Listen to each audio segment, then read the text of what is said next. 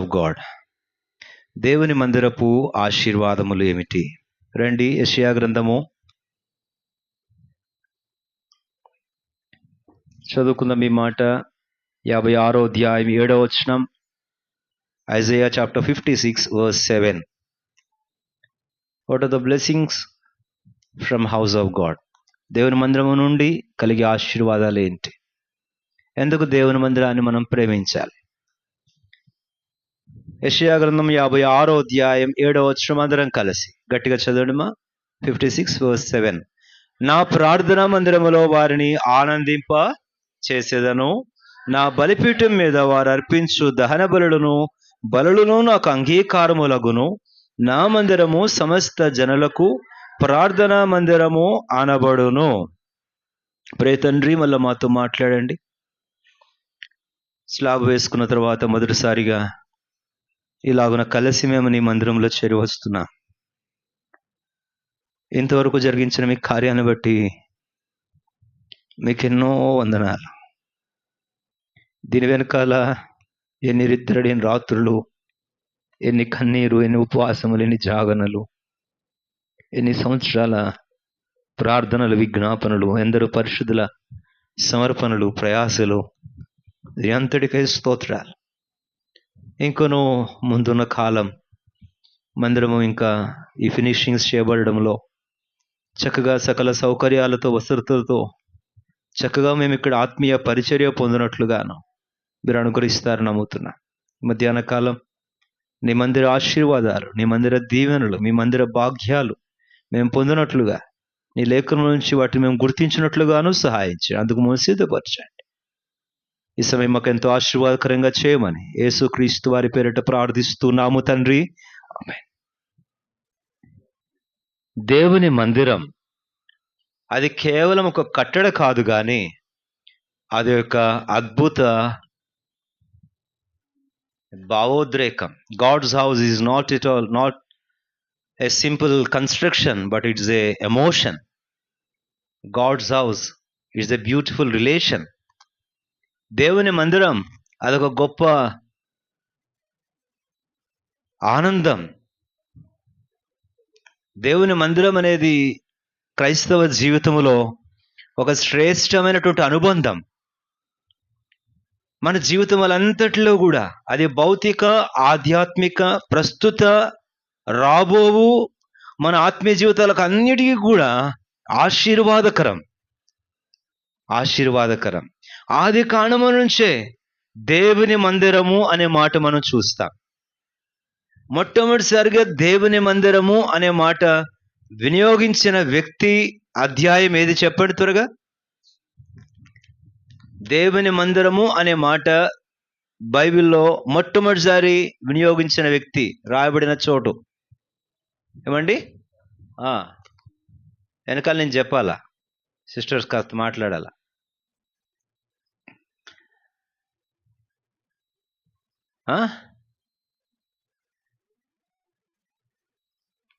ఎక్కువ టైం తీసుకున్నాను అనుకో, ఎక్కడ పేర్లు పెడతానా అని మళ్ళా. యాకోబు, ఓకే, నేను దాంతోపాటు అందుకని అది ఈజీగా అని చెప్తారని ఏ అధ్యాయం అన్నాను నేను. అంతవరకు సులువుగా చెప్తారని తెలుసు నాకు. అమ్మా, ఆది కాండం అంతవరకు ఓకే. 20 తాను అన్న దగ్గర నుంచి పారిపోతున్నప్పుడు, అన్న చంపేస్తాను రోయ్ అని అంటే ప్రాణం గుప్పిట్లో పెట్టుకొని పారిపోతూ 22వ అధ్యాయం రాత్రిని తలగడగా చేసుకొని పడుకుంటే దేవుడు అక్కడ అతనికి ప్రత్యక్షమయ్యాడు. దేవుడు ప్రత్యక్షమైన చోటును తాను ఉదయాన్నే లేచి ఒక రాయిని పెట్టి, ఇది దేవుని మందిరమే గాని వేరొకటి కాదు, ఇది భయంకర స్థలము, పరలోకపు గవిని ఇదే. Jacob in his frightened night when he is fleeing from his brother in Genesis chapter 22, he named a place Bethel and he called it as a house of God. It's the gate of heaven. ఇది పరలోకపు గవిని, ఇది దేవుని మందిరం, ఇది భయంకరమైన స్థలం అని అన్నాడు. అక్కడి నుంచి ఇక దేవుని మందిర ప్రత్యక్షతలు అంచెలంచెలుగా దేవుడు తన ప్రజలకు అనుగ్రహించుతూనే వచ్చాడు. చివరికి ప్రకటనకు వచ్చేసరికి దేవుడే తమ ప్రజలకు దేవాలయమై, పరలోకములో మరొక దేవాలయం ఏది లేదు, తానే వారికి ఏమయ్యుడును, దేవాలయమై. In book of Revelation, God himself is the temple for his people.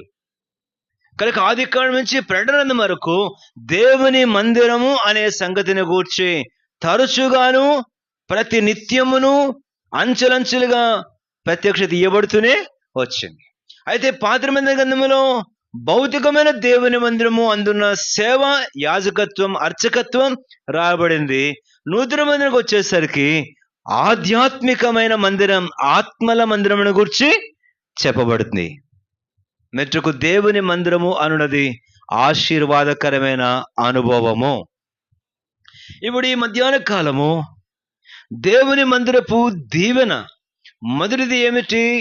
ఇక్కడ మనం చదువుకున్న భాగములో యెషయా గ్రంథం 56వ అధ్యాయం 7వ వచనములో దేవుని మందిరములో ఉన్న మొదటి ఆశీర్వాదం ఏమిటి అంటే 7వ వచనం చదవండి. నా ప్రార్థనా మందిరములో నేను వారిని ఏం చేస్తాను? ఆనందింపజేస్తాను. There is joy in the house of God. The first blessing is joy or rejoicing in the house of. దేవుని మందిరములో ఆనందం. మన జీవితాలలో ఉన్న దుఃఖములు, నిట్టూర్పులు, విచారములు, కన్నీరు, వీటన్నింటి మధ్య ఎప్పుడు దేవుని మందిరమునకు మనం వస్తామో అక్కడ దేవుని ఆదరణ మనకు దొరుకుతుంది. వాక్యము రాబడింది మత్తయి సువార్త 5వ అధ్యాయం, ధన్యతలలో వారిలో దుఃఖించు వారిని ఏం చేస్తారంట? దుఃఖపడు వారు ధన్యులు, వారు ఏం చేయబడతారు? ఓదార్చబడతారు. తద్వారా వారు ఆనందానికి పాత్రులవుతారు. కనుక దేవుని మందిరములో దేవుని ఆత్మ కార్యాలు, ఆ ఆత్మ కలిగిన పేరు ఆదరణకర్తయగు ఆత్మ ఆదరించినప్పుడు, ఓదార్చినప్పుడు వారు ఆత్మ సంబంధమైన ఆనందాన్ని అనుభవిస్తారు. ఈ లోకములో మరే చోటుకైనా పోతే భౌతికమైన సంతోషాలు దొరుకుతాయేమో. In the world when we reach some other places, when we spend our time in other places, we might have some earthly joy or happiness, but when we enter into the house of God, our spirits will be rejoiced, our hearts will be filled with the joy of Lord, joy in the Lord. దేవుని యందలి ఆనందం, యెహోవా యందలి ఆనందం మన హృదయంలో సమృద్ధిగా నింపబడుతుంది. ఆ ఆనందముతో మనం అర్పించే బలులు ఆయనకు అంగీకారములు అవుతాయి. దేవుని మందిరములో మనం అక్కడ మాట చేయబడింది యెషయా గ్రంథం 56వ అధ్యాయంలో, నా ప్రార్థన మందిరమందు నేను వారిని ఆనందింప ఆయన వాక్యము చేత, ఆయన ఆత్మ చేత, ఆయన ప్రజల సహవాసము చేత ఆనందింపజేసే స్థలం. Do you know the value of the joy in the house of God? దేవుని మందిరములో ఉండే ఆనందము యొక్క విలువని వెరుగుదువా? లోకములో ఇతరితర స్థలాలలో కలిగేటువంటి ఆ ఎంటర్టైన్మెంట్, రిక్రియేషన్, వీటిలో ఆనందం ఉంది అనుకుంటారు. అందుకే ఈ రోజుల్లో ప్రజలు లోకములో ఎక్కడో దొరికి ఆనందాల కొరకే తమ సమయాలను, తమ ద్రవ్యాలను ఖర్చు పెడతారు. కానీ దేవుని ఇంట మనం పొందే ఆత్మ సంబంధమైన అంతరంగపు ఆనందమే మనకు మహాబలం. యెషయా గ్రంథంలో ఏమి రాబడింది? యెహోవా కొరకు ఎదురు చూసి వారు నూతన బలము పొందుదురు. యెహోవా యందలి ఆనందము, నెహెమ్యా గ్రంథంలో, ఎజ్రా గ్రంథంలో యెహోవా యందలి ఆనందము మీకు బలము కలుగు. యెహోవా యందు ఆనందించడం వలన మీకు బలము కలుగు. The joy of the Lord is your strength, the strength to move forward in all your journey of life. మీ జీవిత ప్రయాణం అంతటిలో ముందుకు కొనసాగిపోయేందుకొరకైనా బలము యెహోవా యందలి ఆనందం. ఆ ఆనందానికి కేంద్రము దేవుని మందిరం. యెషయా కీర్తన 84వ కీర్తనలో ఇన్ సామ్ 84 కోరహ కుమారులు ఇలా అన్నారు, నీ మందిరమునందు వానకోవలులకు, పిచ్చుకలకు నివాసము దొరుకును. నీ మందిరమునందు నివసించు వారు ధన్యులు. నీ మందిరమందు వారు ఏం పొందుతారంట? బలము. చదవండి అన్నమాట 84వ కీర్తన. నీ వలన బలము పొందు జనులు ధన్యులు. ఎక్కడంటే వారు బలం పొందేది? నీ మందిరమందు నివసించు వారు ధన్యులు. వారికి ఏమి కలుగుతుంది? నీ వలన బలమునందు మనుషులు వారు ఏం చేస్తారు? యాత్ర చేస్తారు. వారు యాత్ర ఎక్కడి వరకు చేస్తారంటే 7వ వచనం, బలాభివృద్ధి నందుచు ప్రయాణం చేసి గమ్యమైన సియోనులో కనబడు. గమనించండి మాటలన్నీ. దేవుని మందిరమునందు దేవుని బలం, ఆ బలం వల్ల చేసేటువంటి ప్రయాణం మనము చేరే గమ్యం. కనుక దేవుని మందిరమును ఏమాత్రము ఎడబాయకూడదు. దేవుని మందిరాన్ని మనము హత్తుకోవాలి. అట్లు దేవుని మందిరమునందలి ఆనందం నిత్యం మనం కలిగి ఉంటే ఈ లోకములైన దుఃఖాలైనా ఉండనేయండి, దేవుని మందిరములో మనకెంతో ఆదరణ, ఆనందం మన సొంతమవుతుంది. అట్టి దేవుని మందిరాన్ని మనం ప్రేమించు వారమై ఉండాలి. కనుక దేవుడు మనకును ఆయన మందిరమందలి ఆనందం సమృద్ధిగా అనుగ్రహించిన గాక. అట్టి ఆనందము మన హృదయాలలో చెప్పనసఖ్యమైన ఆనందము, మహిమాయుక్తమైన ఆనందమై ఉండును గాక. అది పరసంబంధమైన ఆనందంగా ఉండును గాక. అట్టి ఆనందం మనం పొందుదుము గాక. తద్వారా ఈ లోకములో ఆ ఆనందము పొందిన మనం బలపరచబడతాం. ఆనందమే మన బలం. ఆ బలముతో మనం యాత్ర చేయదాం. కనుక let us enjoy in the presence of God, in the house of God, so that we may be strengthened and we may go forward in our life journey. రెండవది, దేవుని మందిరపు ఆశీర్వాదము ఏమిటి? యెషయా గ్రంథము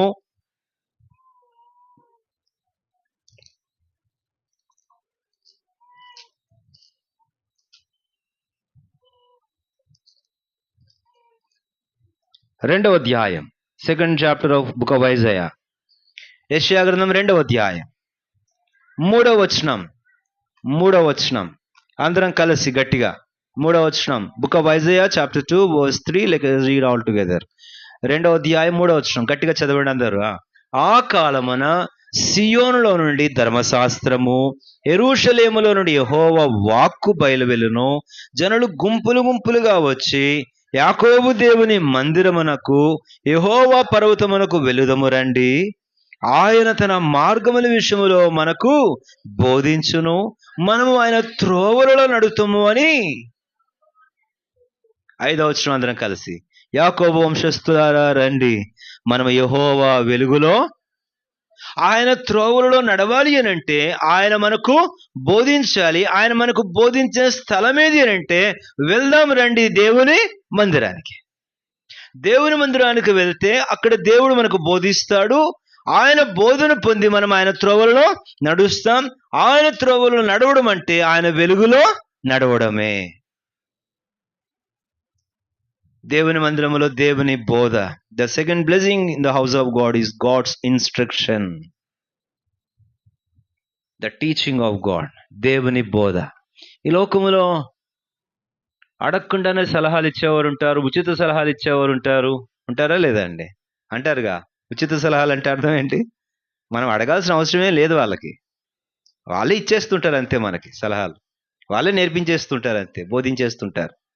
ఎందుకంటే వారికి సమస్తం తెలుసు అని అనుకుంటారు. మానవుడు బోధించినప్పుడు, మానవుడు నేర్పించినప్పుడు, మానవుడు ఏదైనా ఒకవేళ మనకు ఇన్స్ట్రక్ట్ చేసినప్పుడు, గైడ్ చేసినప్పుడు, టీచ్ చేసినప్పుడు, ఇట్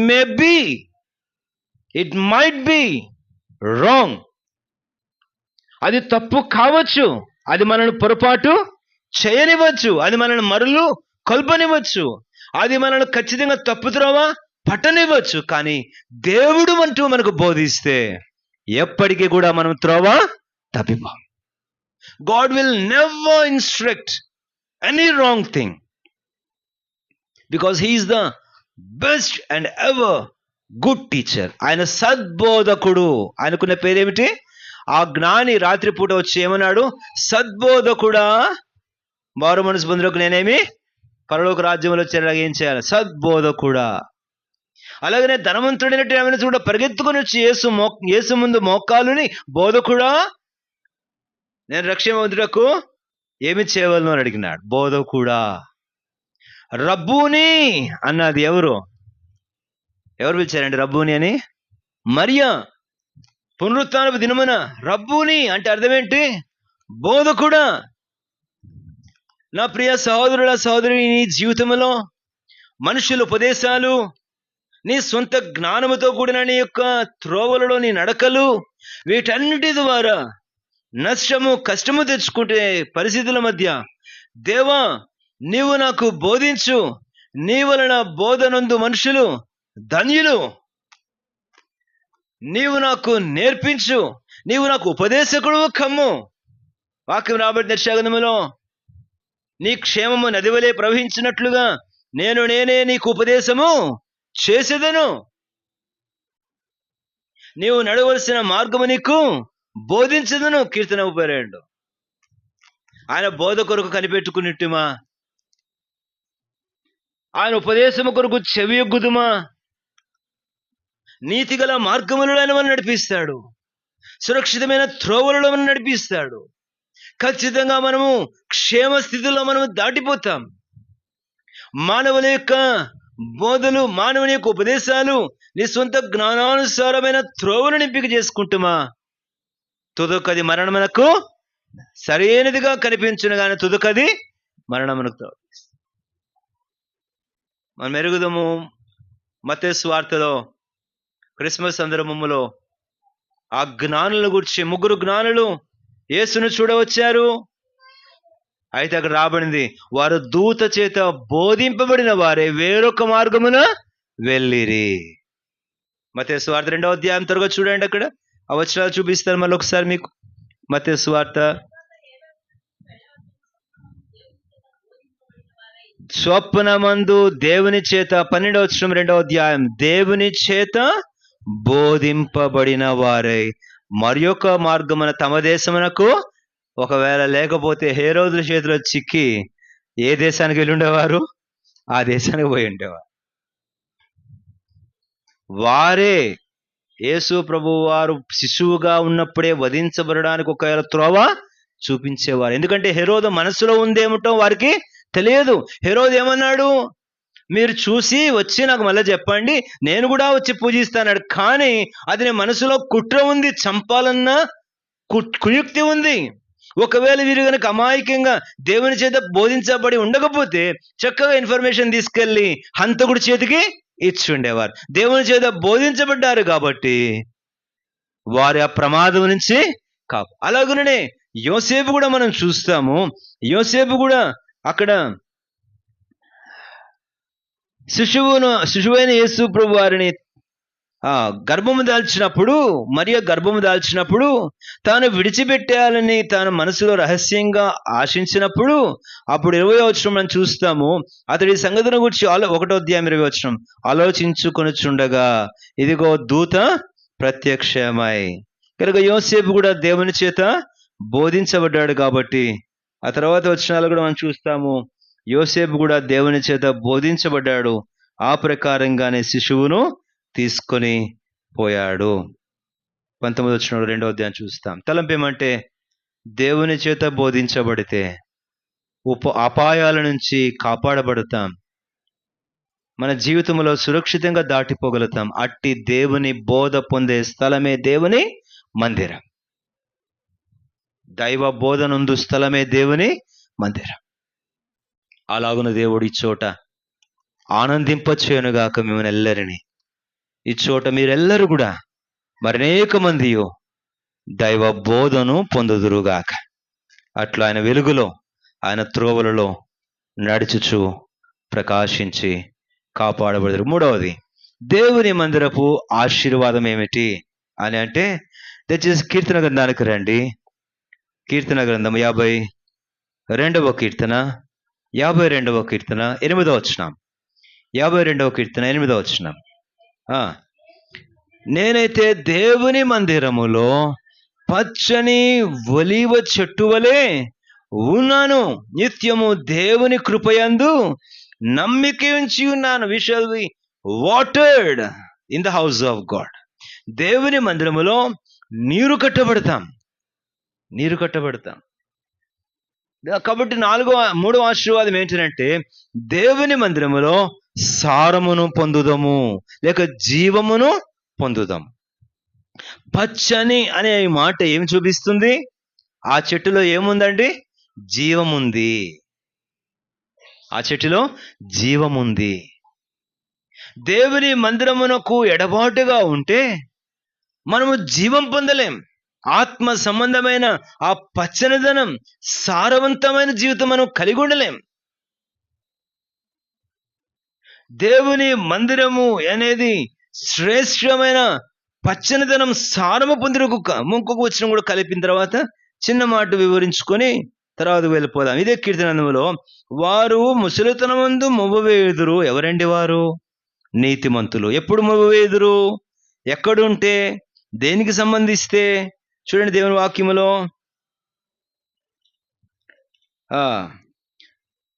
యెహోవా మందిరములో వారు ఏమి చేయబడిన వారట? నాటబడిన వారే అనే మాట మనం చూద్దాం. కీర్తన గ్రంథము చదవడమ్మా. 92వ అధ్యాయం 13వ వచనం. కీర్తన 92:13. సామ్ 92:13 చదవక. యెహోవా మందిరములో ఏమి చేయబడిన వారు చెప్పండి? నాటబడిన వారే వారు మన దేవుని ఆవరణములలో వర్ధిల్లుదురు. 15వ వచనం, వారు ముసలితనం ముందు ఇంకా చిగురు పెట్టుచుందురు, సారము కలిగి ఎలా ఉందురు. కనుక 52వ కీర్తనలో మనం చదివిన ఆ మాట ఇక్కడ కూడా గమనించండి. దేవుని మందిరములు ఎవరు నాటబడతారో, నాటబడడం అంటే దాని అర్థం పైకి వచ్చిపోవడమా లేక స్థిరముగా ఉండడమా? చెప్పండి, అంతేనా కదా? దేవుని మందిరంలో పారవేయబడిన వారే కాదు, దేవుని మందిరంలో షెల్ఫ్లో పెట్టబడిన వారే కాదు, దేవుని మందిరంలో పులిపీటి మీద ఎక్కిన వారని కాదు, దేవుని మందిరంలో ప్రశంసించబడిన వారు, దేవుని మందిరంలో నాటబడిన వారే.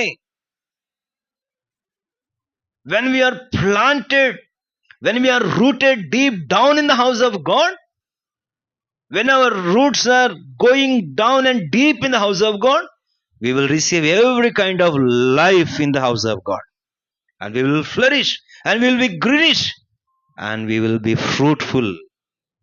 దేవుని మందిరములు ఎప్పుడైతే మన వేరులు లోతుకు నాటబడి ఉంటాయో, ఆయన కృపయందు, ఆయన ప్రేమయందు, ఆ పరిశుద్ధుల సహవాసమందు స్థిరులమై, స్థిరపరచబడిన వారమై, ఊరుకూరికే మానేసేవారం, ఊరుకూరికే ఎగ్గొట్టేవారం, ఊరుకూరికే.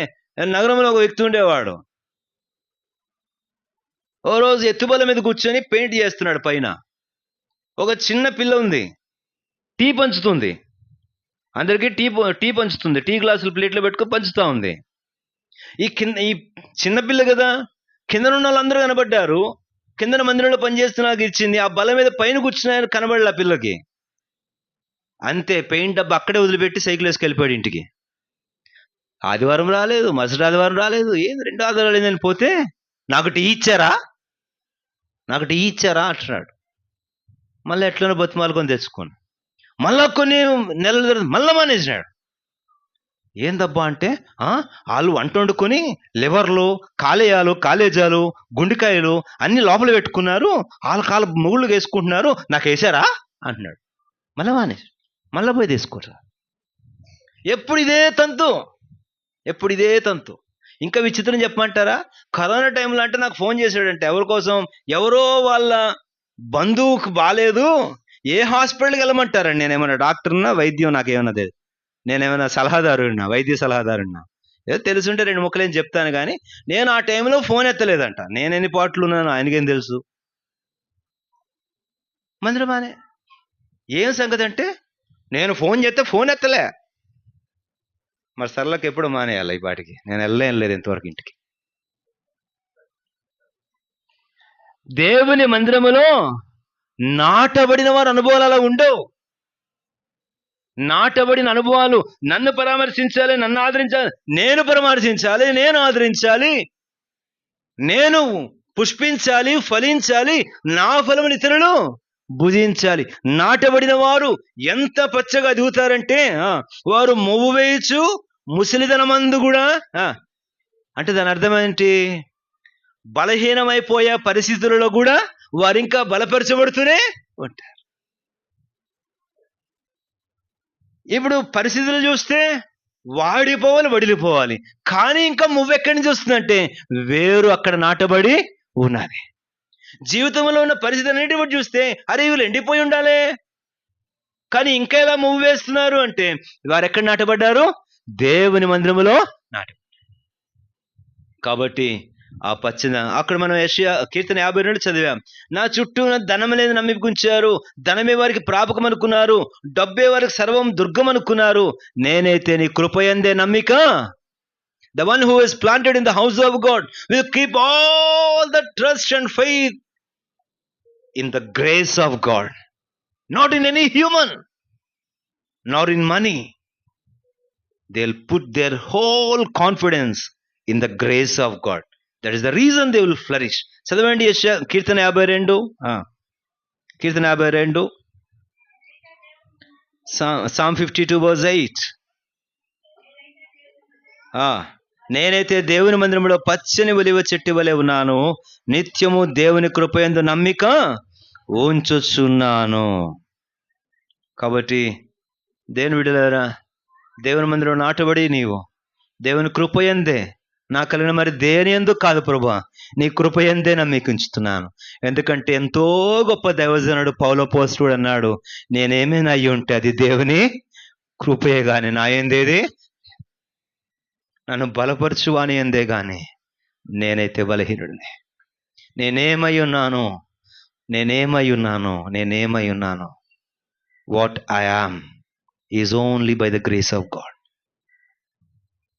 ఈరోజు నేను ఆరోగ్యముతో ఉన్నా, ఆనందముతో ఉన్నా, ఆత్మీయంగా ఉన్నా, నేను అంటూ ఈరోజు ఆరాధికునిగా ఉన్నా, అది అంతయు దేవుని కృపయే. కృపను బట్టి అనేవారు ఇప్పుడు కూడా అతిశయించలేరు. కృపను బట్టి అనేవారు మరి దేనిని బట్టి కూడా అతిశయించలేరు, గర్వించలేరు. ఆయన కృపను బట్టి నేనేమైనా అయ్యున్నా. ఈ మాట మనం మళ్ళీ ధ్యానించేద్దాం, గుర్తుపెట్టుకు, నేనేమయ్యున్నాను, వాట్ ఐ యామ్. ఈరోజు మనం ఆత్మీయ జీవితాల్లో దేవుని మందిరపు అనుభవం కలిగి ఉందిగా. ప్రభు ఆయన మందిరం అందు మిమ్మల్ని ఆనందింపచేయునుగాక, ఆయన మందిరమందు మిమ్మను నిశ్చయంగా ఆయన మీకు బోధించునుగాక. మూడవది, ఆయన మందిరమందు మీరు నాటబడుదురుగాక. నాలుగవది చూడండి, దేవుని మందిరం యొక్క ఆశీర్వాదం ఏమిటి అని అంటే, యెషయా గ్రంథము 37వ అధ్యాయము, బుక్ ఆఫ్ ఐజయా చాప్టర్ 37,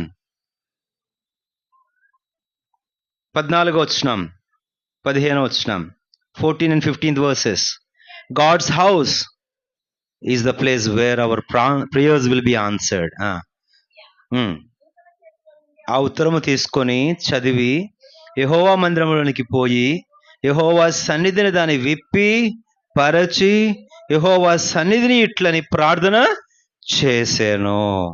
యెహోవా మందిరమునకు పోయి ప్రార్థన చేశాను.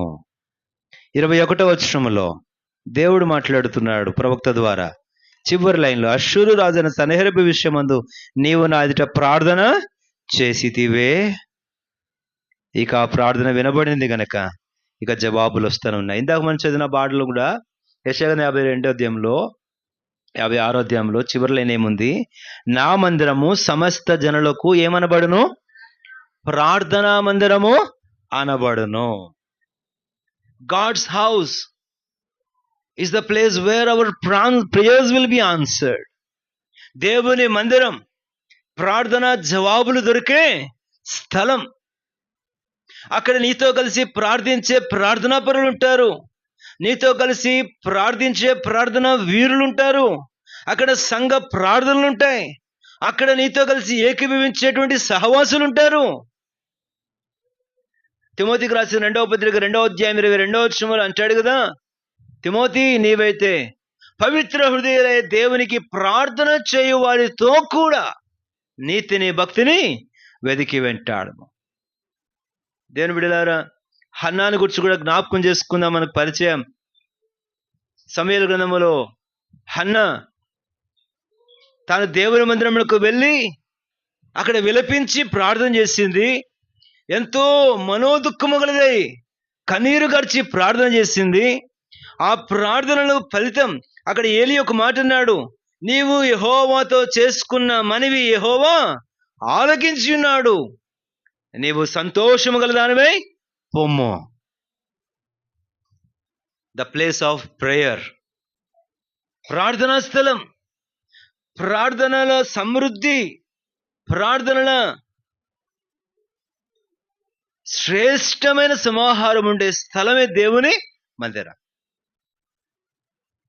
కావున దేవుని బిడ్డలారా, దేవుని మందిరం హత్తుకొని ఉండు. అందు నువ్వు చేసే ప్రతి ప్రార్థన అంగీకరించబడుతుంది, జవాబులు పొందుతావు. నీ కొరకు ప్రార్థించేవారు ఉండే స్థలమే దేవుని మందిరం. నీ కొరకు ప్రార్థించేవారు ఉండే స్థలమే దేవుని, నీ పేరు నిత్యం ప్రార్థనలో వినబడే స్థలం దేవుని మందిరం. నీ పేరును గురించి ఇంకెక్కడ ఎవరు ప్రార్థనలు ఎత్తిపట్టకపోవచ్చు, కానీ నిత్యం నిన్ను గూర్చిన విజ్ఞాపన ధ్వని, నిన్ను గూర్చినటువంటి మరలు వినబడేటువంటి స్థలం. House of God is the place where intercessions, supplications and agony, prayers will be heard for you. కాబట్టి ఇంకా అనేకమైన సంగతులు మనం చూడవచ్చు. కొత్త నిబంధనలో కూడా దేవుని మందిరమునకు పోయి వారు చేసిన ప్రార్థనలు పొందిన జవాబులు మనం చూడవచ్చు. కాబట్టి దేవుని మందిరములో ప్రార్థన విషయమై, మరల విషయమై అధికమైన కృప పొందుదుముగాక. ఇది మొదలుకొని ఇంకను రాబో కాలం ఆయన మందిర ఆవరణములో చేయబడి ప్రతి ప్రార్థనపై ఆయన చెవియొగ్గునుగాక. ప్రతి ప్రార్థనకు ఆయన జవాబులు అనుగ్రహించి ఈ చోట చేయబడు ప్రార్థనల వైపు ఆయన తన చెవిని ఉంచునుగాక. మీరు సొలొమోను దేవాలయ ప్రతిష్ఠ నాడు చేసిన ప్రార్థన ఒకటి ఉంది రాజుల గ్రంథంలో. సొలొమోను దేవాలయ ప్రతిష్ఠ నాడు ఒక సుదీర్ఘమైన ప్రార్థన చేశాడు. ఆ ప్రార్థనలో సుమారుగా 8-9 సార్లు ఒక మాట అంటాడు. ఎవరైనాను రోగమైనను, కష్టమైనను, నష్టమైనను, శత్రువుల బాధ అయినను కలిగి ఉండి వారు ఈ స్థలము తట్టు చూచి వారిని పరిశుద్ధ మందిరములకు వచ్చి నీ నామమున వారు మొరపెట్టినడులా యెహోవా నీవు ఆకాశమందున నీవు వారి ప్రార్థనలను చెవియొగ్గి నీవు వారిని దృష్టించి వారి మనవిని ఆలకింతువుగాక అని అంటాడు. సొలొమోను ప్రార్థనలో ఆయన చెప్పే సంగతి ఇదే. వారిని మందిరమును తట్టు తిరిగి వారు ప్రార్థించగా నీవు వారి మనవి ఆలకింతువు గాక. ఎందుకంటే సొలొమోను ఆ రోజు చెప్పాడు, ఏ పరిస్థితులు వచ్చినా అక్కడ 5 రకాల పరిస్థితులు ఉంటాయి. తప్పు చేసి వచ్చినప్పుడు క్షమాపణ కొరికి ప్రార్థించినప్పుడు ఆలకించుదువు గాక, శత్రువులు దండెత్తినప్పుడు వారు వచ్చినప్పుడు వారి ప్రార్థన ఆలకించి వారికి విజయం ఇచ్చుదువు గాక, వారిలో తెగులు రోగం పుట్టినప్పుడు వారు వచ్చి ప్రార్థిస్తే నీ వారి ప్రార్థన ఆలకించి వారిని స్వస్థపరచుదువు గాక. పరదేశి ఒకవేళ, ఇశ్రాయేలుడు కాదు, పరదేశి ఒకవేళ, బాటసారి ఒకవేళ ఈ మందిరము తట్టు తిరిగి తను ప్రార్థిస్తే వారి ప్రార్థనయు నీవు ఆలకించుదువు గాక. దేవుని మందిరం జవాబులు పొందే స్థలం. హత్తుకొని ఉండు, ప్రార్థించు, యెహోవా నీ ప్రార్థన ఆలకించాడనే మాట ఇక్కడ నెరవేర్చబడుతుంది.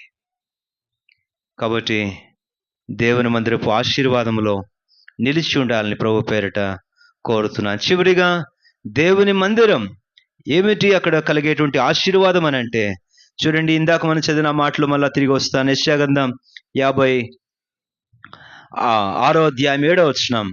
యెషయా గ్రంథం 56వ అధ్యాయము 7వ వచనం. తర్వాత ఆ మాట గమనించండి. నా బలిపీఠం మీద వారు అర్పించు దహన బలులను నాకు అంగీకారములు. God's house is the place where our offerings will be accepted and rewarded. దేవుని మందిరం మన అర్పణలు అంగీకరించబడే స్థలం, అందుకు ప్రతిఫలములు పొందే స్థలం. వారు అర్పించుదురుగాక, నేను వాటిని అంగీకరించుదురుగాక. Where our offerings are accepted by God and the rewards will be given by God. ఆరాధనలు, our worship is the greatest offering. Our praise, our thanksgiving, our talents has to be used in the house of God. వారు అర్పించు బలులు అన్నప్పుడు మన ఆరాధన అనేది ఒక బలి. ఏమండి, మనము భౌతికంగా అర్పించేటువంటి డబ్బో వస్తువులో ఇవన్నీ ఒక రకమైన బలులు. మనము ఆయన కొరకు, ఆయన పరిచర్య కొరకు వినియోగించే మన వరములు, our talents, our gifts, spiritual gifts, gift of Holy Spirit are the sacrifices which we offer. మన ప్రభు కొరకు అర్పించేటువంటి అర్పణలను మనం వినియోగించే వరములు కూడా ఆయనకు మనం అర్పించే అర్పణే. పాటలు పాడడం వచ్చా, ప్రార్థన చేయడం వచ్చా, ఇతరులను పరామర్శించడం వచ్చా, మందిరం శుభ్రపరచడం వచ్చా, ఏ వరం నీకుంది, ఆ వరం మనం ప్రభు కొరకు వినియోగించడము, దేవునికి మనం అర్పించడం. ఇంకా చెప్పాలంటే అదే తలంపులో సర్వాంగ బలి అని అంటారు. బైబిల్లో ఉందా? మీరు విన్నారా లేదండి? సర్వాంగ బలి. క్రొత్త నిబంధన రోమా 12:2 మీ శరీరములను బలిగా, యాగముగా ఆయనకు అర్పించుడి. నీ దేహముతో నీవు దేవుని మందిరములో చేసే ప్రతి పరిచర్య దేవునికి నీవు అర్పించే అర్పణయే. మళ్ళీ రిపీట్ చేయమంటారా? నీ దేహముతో దేవుని మందిరములో నీవు చేసే ప్రతి పని, ప్రతి పరిచర్య దేవునికి నీవు అర్పించే అర్పణ. అది ఆయన అంగీకరించి ఆమోదించునుగా. నా చొక్కా నలగకూడదు, నా చీర నలగకూడదు, నాకు చెమట బొట్టు పట్టకూడదు అనేవారు దేవునికి ఏది కూడా అర్పించలేరు. మేము నేర్చుకున్నది దేవుని మందిరములో. అందుకే నా ఈ 14-13 సంవత్సరాలు ఈ సేవలు ఇక్కడ ఉన్నటువంటి నా బిడ్డలకు కూడా, నా ఆత్మీయ బిడ్డలకు కూడా నేను నేర్పించినది అదే. ఒళ్ళు వంచి దేవుని మందిరంలో పనిచేయడమే. నేను సేవకుని కదా, కుర్చీలో కూర్చొని మీకు చెప్తా మీరు చేయండి అనేది ఎప్పుడైనా చూసారా? నేను అట్లాంటి మాదిరి చూపించానా? నేను చూపించలే. నేను ధైర్యంగా బహిరంగంగా చెప్తాను సాక్ష్యం. మేము అలా నేర్చుకోలేదు దేవజనుల దగ్గర. నా తండ్రి ఆయన ఉద్యోగస్తుడు, మన అమ్మ ఇద్దరు ఉద్యోగస్తులైనప్పటికీ కూడా దేవుని మందిరములో అది కడగడం, ఊడవడం, ఆ దినాలలో పెద్ద పెద్ద రుబ్బురోలు రుబ్బడం, బాత్రూములు కడగడం, మట్లు ఎత్తిపోయడం, సున్నాలు. ఈ రోజుల్లో ఈ పెయింట్లు అవి కాదు కదా, ఆ రాళ్ళు ఉండేవి, సున్నపు రాళ్ళు, అవన్నీ దంచాలా, ఆ పొడంతా జల్లించాలి. అంతకు ముందేసిన సున్నాలు, బరిసెలు, గరిటెలు పట్టుకొని గోకాలి, గీకాలి, ఆ పెచ్చులన్నీ ఉడగొట్టాలా, అప్పుడు పెయింట్లు వేయాలి వీళ్ళు. ఏమండి? ఇప్పుడు అసలు ఉందంటారా? అప్పుడు వేసిన ఉద్యోగస్తులైన విశ్వాసులే, సామాన్యులేం కాదు, ఎవరో బయట నుంచి వచ్చిన కూలీలు కాదు. అది రోజంతా ఉద్యోగం చేసి వస్తే అబ్బా ఎంత అలసిపోయామో, ఆదివారం ఒక్కటి రావడమే సోపాలు పట్టుకొని గంట లేటుగా వస్తారు మందిరానికి. ఇంక రోజు ఉద్యోగానికి పోయి రాగానే మందిరానికి వచ్చి గంట పని చేయమంటే అసలు టైమే చిక్కట్లేదండి. ఎక్కడొచ్చేది చెప్పండి? ఆదివారం తప్పించి మళ్ళీ ఆదివారం వరకు మందిరంలో కనబడడమే గగనం అయిపోతాయి. గుర్తుపెట్టుకోండి, దేవుని మందిరం అంగీకరింపబడే స్థలం, ద ప్లేస్ ఆఫ్ యాక్సెప్టెన్స్. ఏం అంగీకరించబడుతుంది? మనం అర్పించే అర్పణలు. అర్పణ ఏ రకమైన అర్పణ? అది జిహ్వాఫలమా, సర్వాంగ బలియా, లేక వరముల, లేక మరి ఒకట, అది ఏ రకమైనదైనప్పుడు కూడా దేవుడు అంగీకరించే స్థలం. ఆ మాట మీరు జ్ఞాపకం చేసుకుంటే, దేవుని చేత అంగీకరించబడితే ఖచ్చితమైన బహుమానము ఉంటుంది. దేవుడు అంగీకరించేవి ఉన్నాయి, దేవుడు అంగీకరింపనివి ఉన్నాయి. మనకు హేబేలు, కయ్యూను కథలో మనకు బాగా తెలుసు. అది ఒకరి అర్పణేమో అంగీకరించలేదు, ఒకరి అర్పణేమో దేవుడు అంగీకరించాడు. ఎందుకు అంగీకరించాడు, ఎందుకు అంగీకరించలేదు, దాని విషయమే ఆలోచన చేయండి. దేవునికి అంగీకారములైన సంగతులు మనలో ఉండే, అంగీకారములైనవి. రోమా 16 మనం చూస్తాం, అంగీకరింపబడుట. కాబట్టి ఈ మధ్యాహ్న కాలం ప్రభు ఒక ఆత్మ ఇస్తున్నటువంటి ప్రేరేపణ ఏంటంటే, దేవుని మందిరముతో మనము కలిగి ఉండేటువంటి అనుబంధం ఏమిటి, దేవుని మందిరములో మనం పొందే మేలేమిటి. దేవుని వాక్యం రాబడింది, కీర్తనకారుడు అంటాడు, నీ మందిరములోని మేలు చేత వారు తృప్తి పొందుదురు, ఆనంద ప్రవాహములోనిది నీవు వారికి త్రాగనిచ్చుచు ఉన్నా. కాబట్టి ఇది మొదలుకొని దేవుడు తన మందిరపు ప్రతి ఆశీర్వాదం అని పొందినట్లుగా, దుఃఖముతో కన్నీటితో ఉన్న నా సహోదరి సహోదరుడా, దేవుడు నిన్ను ఆనందింపచేయునుగాక. May God pour heavenly joy in your heart, wiping away all your tears in the house of God. దేవుని మందిరములో భవిష్యత్తు కొరకై ఆలోచన, ఉపదేశం పొందాలని కోరుతున్న నా ప్రియ సహోదరుడా సహోదరి, ఆయనయే నీకు ఉపదేశకుడగునుగాక.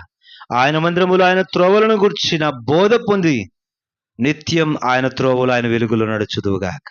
మే God instruct you and teach you about his ways so that he may lead you in a righteous path. మూడవది, దేవుని మందిరముల ఆశీర్వాదం ఏంటి చెప్పండి? నాటబడిన వారే పచ్చగా వండి మువ్వ వేసి వర్ధిల్లుదురుగాక. May God plant you in the house of God and make you prosper. వర్ధిల్లుదురుగాక. నాలుగవది, దేవుని మందిరముడి ఆశీర్వాదం ఏమిటి? నీ ప్రార్థనలు అంగీకరించబడి నీ ప్రార్థనలకు జవాబులు పొందుదువు గాక. May God answer all your prayers in the house of God and fulfil all your requests which you made in the house of God. దేవుని మందిరం నీవు చేసుకున్న మనవులు, ప్రార్థనలు ఆయన జవాబులను గురించినగా. ఐదవది, దేవుని మందిరములో నీవు అర్పించే అర్పణలు ఆయన అంగీకరించి నిన్ను ఆశీర్వదించినగా. May God accept all your offerings and reward you exceedingly, abundantly, heavenly and richly in the days to come. రాబో కాలమున దేవుడు ప్రతిఫలం గురించి సమృద్ధిగా దీవించనుగాక. మోకరించండి, ఇటు దీవెనలు పొందినట్లుగా ప్రభుకు అప్పగించుకుందాం.